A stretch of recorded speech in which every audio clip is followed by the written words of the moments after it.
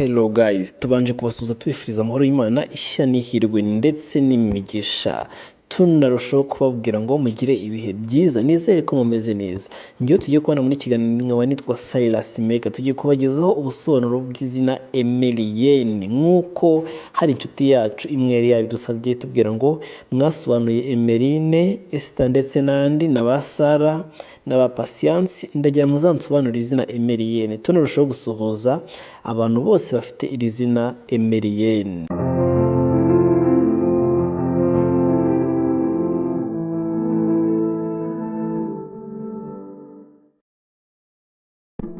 Emelienne rero rimwe na rimwe bandika Emeline cyangwa se bakandika Emeline. Iri ngiri ni izina kandi rikomoka mu ndimi z'i Burayi, cyane cyane Igifaransa n'Icyongereza, rifitanye isano n'ijambo ry'Ikilatini Amelius. Ubusobanuro bw'izina Emelienne cyangwa se Emelienne, iri zina Emelienne risobanura umunyamwete, ukora cyane cyangwa ufite umuhate n'ubushake bwo kugera ku ntego.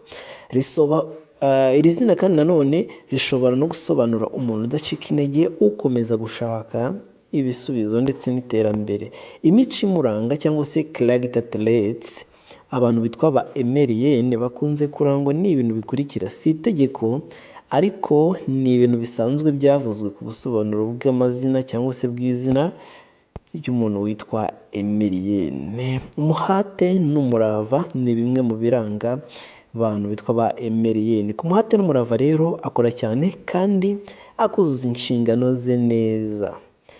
Icya kabiri kiranga abantu bitwa ba Emelienne ni ukwigirira icyizere, azi icyo ashaka kandi agaharanira kugera ku ntego ze.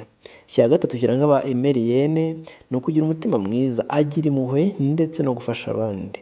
Icya kane kiranga ba Emelienne ni ubuyobozi, ashobora kuyobora abandi mu bitekerezo cyangwa mu bikorwa. Icya gatanu kiranga ba Emelienne ni ugutekereza kure, akaba akunda gutegura ejo hazaza he. Dore kandi bamwe mu byamamare bamenyekanye ku izina Emelienne cyangwa se Emeline.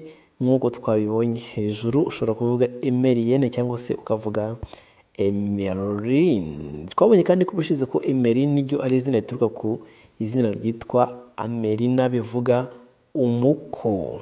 Noneho iyi ngiyi ni Emelius, rituruka ku ijambo ry'Ikilatini Emelius, kandi rikaba rituruka ku ijambo ry'Ikilatini cyane cyane rituruka mu ndimi z'i Burayi, cyane cyane ku Cyongereza ndetse n'Igifaransa, ariyo Amelius. Aha ngaha rero ndababwira bamwe mu byamamare bagaragaye bitwa izina Emelienne.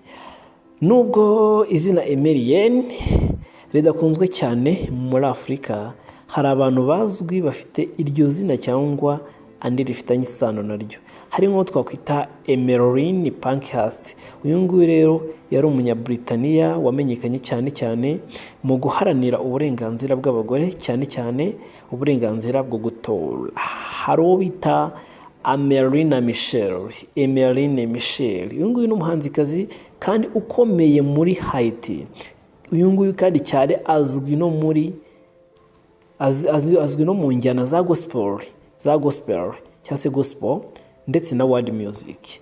Hari undi wa gatatu bita Emeline Hill. Uyu nguyu ni umuhanzikazi w'indirimbo zo kuramya cyangwa se Christian worship. Uyu nguyu Emeline Hill uzwi ku rwego mpuzamahanga, yabaye icyamamare. Mu ncamake rero, Emelienne ni izina ryiza risobanura imbaraga, umurava n'icyerekezo, rifitanye isano n'abantu bafite umwete, umutima w'ubuyobozi n'urukundo rwo guteza imbere abandi. Niba ushaka ibisobanuro by'iri zina ukurikije umuco nyarwanda cyangwa kurihuza n'umwuga n'urukundo cyangwa se n'imyemerere, mbwira nzagufasha neza.